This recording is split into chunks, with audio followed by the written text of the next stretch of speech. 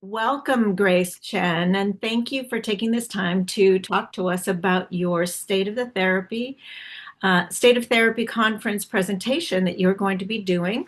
Your topic is understanding neuroception and building therapist resilience in a telehealth world.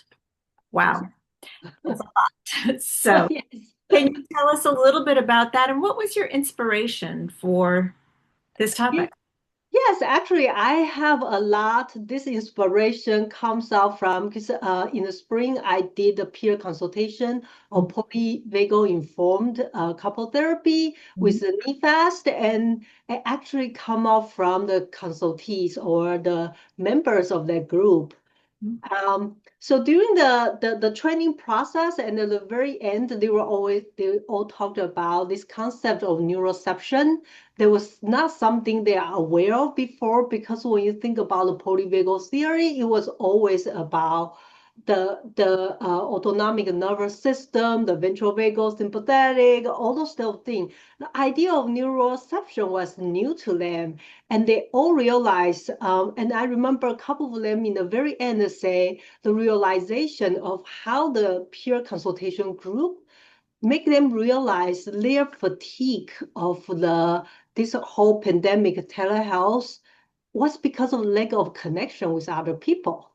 And that's all through an understanding of neuroception, and which just spiked my interest. So I did some research about the impact of telehealth, and AMFT actually have a whole entire issue on that. So I just like to pick it up, read through the Journal of Marriage and Family Therapy, and then I was like, oh wow, this is a really important topic because nowadays we do so much of telehealth, right? And the downfall of telehealth is that we don't have the ability to naturally use our gut instinct to pick up those nonverbals from our clients.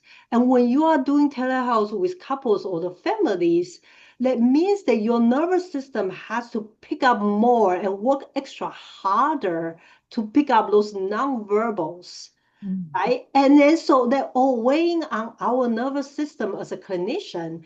And so I was like, wow, this is like so important as we are moving more and more in the telehealth and more people doing telehealth. What can we do to use our neuroception to pick up what it's like for us internally as a clinician for our self-care strategy so we can have more resilience in our longevity or be in this field.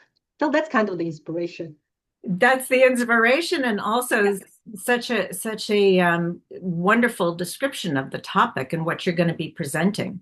Yes. Um, can you talk a little bit more about, specifically what you're going to be presenting and what you hope will be taken away by the participants if they come? What kind of strategies or skills or are they going to be walking away with? Yeah, so that's like I'm a really wrestle around the idea of how much I need to present the whole polyvagal theory because I did present that last year, right? But I was thinking like it will be an overview of what is polyvagal theory, but also the importance on this concept of neuroception. And then how we can utilize bring because neuroception is uh, our understanding or we pick up the thread in our environment without awareness. It's an unconscious process. So what are the strategies we can do to bring this unconscious process to our awareness and how our neuroception is scanning the thread in our environment, in ourself, that we can utilize that and then to self-regulate. So I'm hoping that number one is that the participants can one deep understanding of neuroception, two have the skills to connecting to their neuroception, and number three is some strategies that they can use and also share with each other that how they self-regulate, how they can help themselves not only from me, from also each other, so they can take away and integrate into their day-to-day practice. So that can increase their longevity of their clinical life. That is great and valuable information. I'm so thrilled you're going to be presenting. I really think the participants will have a lot to walk away with here. Yeah, I think a lot of the times in our conference, we talk so much of how do I help the client? Hmm. But we say this to our client all the time, right? Oh, on an airplane, you have to put the mask on yourself before you help other people. But how many times in our conference we actually talk about how do I help myself? How do I self-care? If I don't self-care, I don't help myself. How am I going to help our client?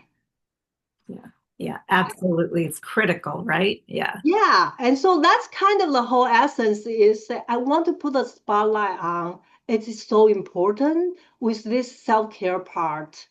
And then with the self-care, we can have the longevity and we can have the resiliency in the field we are in right now, especially in this chaotic work nowadays.